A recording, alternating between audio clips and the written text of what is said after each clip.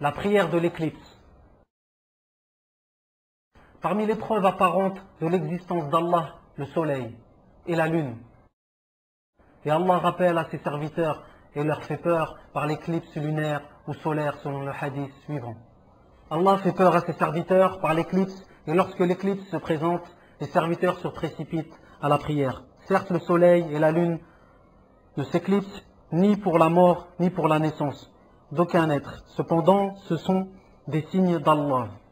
Et lorsque l'éclipse se produit, il est parmi la sunna de prier la prière de l'éclipse selon la parole du prophète, paix et salutations sur lui. Certes, le soleil et la lune ne s'éclipsent ni pour la mort ni pour la naissance d'aucun être. Cependant, ce sont des signes d'Allah. Lorsque l'éclipse se produit, dirigez-vous vers la prière. La prière dure du début de l'éclipse et s'arrête à la fin de l'éclipse. Et le prieur doit terminer et conclure sa prière même si l'éclipse est finie. Et s'il termine la prière avant la fin de l'éclipse, il ne retourne pas en prière, mais demande pardon jusqu'à la fin de l'éclipse. Parmi la sunna est d'appeler à la prière en disant « prière en groupe » à voix haute et forte.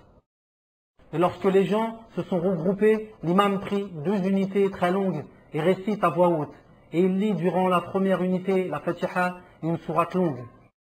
Ensuite, il s'incline et dure dans l'inclinaison. Et il se relève en disant « Sami Allahu liman hamida, Rabbana wa lakal hamd ». Et il récite la Fatiha une seconde fois, puis une sourate moins longue que la première. Puis il s'incline à nouveau et dure dans l'inclinaison moins que dans la première inclinaison. Et il relève de l'inclinaison en disant Sami Allahu liman hamida, Rabbana wa lakal hamd. Puis il se prosterne de 2 prosternations très longues et il s'assoit entre les 2 prosternations d'une courte assise.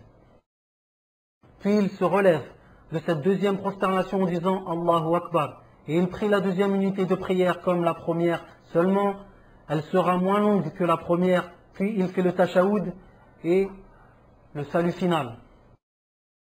Il a été rapporté selon Aïcha qu'Allah soit satisfait d'elle. Il se produisit une éclipse solaire à l'époque du prophète, paix et salutations sur lui. Le prophète pria alors la prière de l'éclipse. Il s'est levé et a prié longuement, et s'est incliné longuement, et s'est relevé et est resté longuement, mais moins longtemps que la première fois. Puis, il s'est incliné, mais moins longuement que la première inclinaison et s'est relevé et n'a terminé sa prière que lorsque le soleil réapparut. Puis, il sermonna les gens en commençant par louer Allah et dit « Ni le soleil ni la lune ne s'éclipsent pour la mort ou la naissance d'aucun être, mais ce sont des signes parmi les signes d'Allah.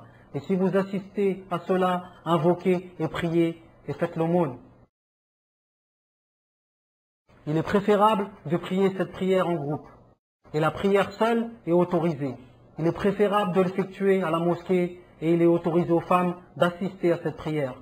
Il est préférable de la prier longuement, sauf si l'éclipse disparaît, alors il conclut la prière rapidement. Il est préférable que la seconde unité soit plus courte que la première.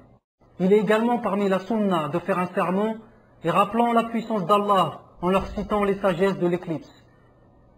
Et il les incite à pratiquer les enseignements de l'islam et délaisser les péchés. Il est parmi la sunna de beaucoup invoquer et demander pardon à Allah, ainsi que l'aumône et toute autre action recommandée dans l'islam, et ce jusqu'à la fin de l'éclipse. Les nouvelles sciences et technologies qui énoncent les causes des éclipses ne changent pas le fait que l'éclipse est un signe parmi les signes d'Allah, afin d'effrayer ses serviteurs. Et il n'est pas permis de prier cette prière uniquement par l'information d'une éventuelle éclipse, mais uniquement lorsque l'éclipse se voit de l'œil nu, et la prière de l'éclipse ne se rattrape pas après l'avoir ratée.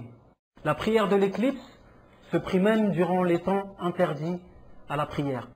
Pour rattraper l'unité de prière durant la prière de l'éclipse, il faut atteindre la première inclinaison avec l'imam. Celui qui rate la première inclinaison, mais a atteint la seconde, avec l'imam, il devra rattraper cette unité de prière. Il rattrapera après le salut final avec ses caractéristiques et ses spécificités.